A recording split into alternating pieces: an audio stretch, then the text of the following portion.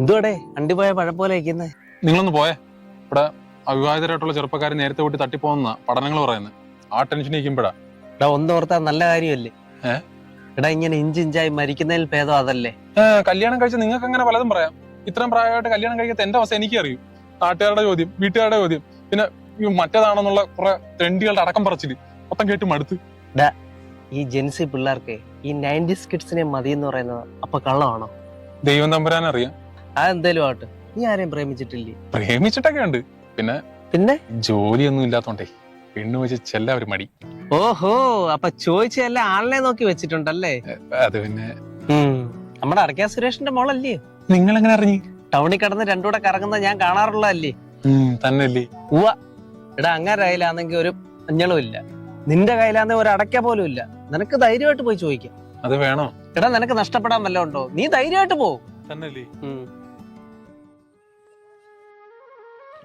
സുരേഷ് ചേട്ടാ, സുരേഷ് ചേട്ടോ, രാവിലെ എങ്ങോട്ടാ?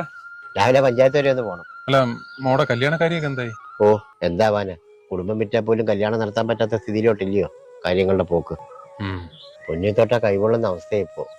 ഒരു കല്യാണം നടത്താൻ വേണ്ടി താങ്ങാൻ പറ്റാത്ത ബാധ്യത എടുത്തു വെക്കുന്നോണ്ട് എനിക്ക് യോജിപ്പില്ല. പോരാത്തിന് ഈ 100-200 പവൻ കൊടുത്ത് കെട്ടിച്ചേക്കുന്നോടൊക്കെ അവസ്ഥ നമ്മൾ കാണുന്നില്ലേ?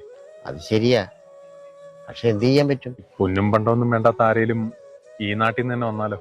അതാരാ? എനിക്ക് കെട്ടിച്ചു തന്നൂടെ? പൊന്നമ്മയായിട്ടും തങ്കമ്മയായിട്ടൊന്നും വേണ്ട, സംഗീതമായിട്ട് മതി. നീ എന്തോടെ പറയുന്നേ? ജോലിയും കൂലിയും ഇല്ലാത്ത നിനക്കങ്ങനെ ഞാൻ എന്റെ മോളെ കെട്ടിച്ചേരുന്നേ? അത് ശരിയാ, ഇപ്പൊ എനിക്ക് ജോലിയില്ല, പക്ഷെ എപ്പോഴും എന്റെ അവസ്ഥ അങ്ങനെ ആയിരിക്കണമെന്നില്ല. അതിനെന്താ ഉറപ്പ്? ചേട്ടാ ഇത് കണ്ടോ, ഇതെന്റെ കഴുത്തെ കിടക്കാൻ തുടങ്ങിയിട്ട് 10-16 കൊല്ലമായി. കയ്യിലുണ്ടായിരുന്ന ചില്ലറ സമ്പാദ്യങ്ങളെല്ലാം നുള്ളിപ്പറക്കി സ്വന്തമായിട്ട് വാങ്ങിയതാണ് ഞാനിത്. ഇന്ന് ഇത് കൊടുത്ത ഏകദേശം ഒരു 2-2 ലക്ഷം രൂപയ്ക്ക് അടുത്ത് കിട്ടും. ഇതിപ്പോ എന്നെ കാണിച്ചിട്ട് എന്തിനാ? കഴിഞ്ഞ 16 വർഷങ്ങൾക്കിടയിൽ പല സാമ്പത്തിക പ്രശ്നങ്ങളും എനിക്ക് ഉണ്ടായിട്ടുണ്ട്. പക്ഷെ അപ്പോഴൊന്നും ഞാനിത് വിറ്റ് കളഞ്ഞിട്ടില്ല. നാളെ ഇതുപോലൊന്നും വാങ്ങിക്കാൻ കഴിയുമെന്ന് എനിക്ക് ഉറപ്പില്ല. പക്ഷെ ഉള്ള മുതല് അത് ഞാൻ വിറ്റ് വിലക്കൂല. എടാ അതിന് അവക്കൂടി ഇഷ്ടമാവണ്ടേ? അതിനാദ്യം പെണ്ണിന്റെ അച്ഛന് ഇഷ്ടമാവണ്ടേ? എടാ അതിന് ഞാൻ മാത്രം ഇഷ്ടപ്പെട്ടാ മതിയോ? അച്ഛനും ഒക്കെ ആണെങ്കിൽ മോളും ഒക്കെയാ. എടാ കൊച്ചു കഴിവേറി.